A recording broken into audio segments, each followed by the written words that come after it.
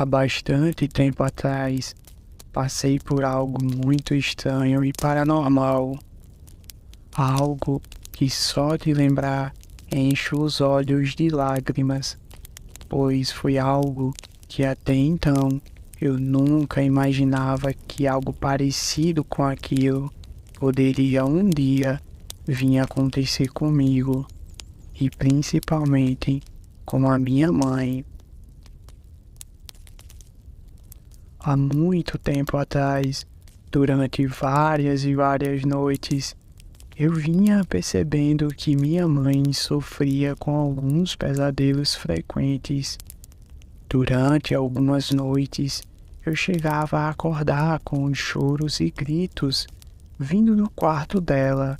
Cheguei a encontrá-la vagando pelo meio da casa algumas vezes e assim foi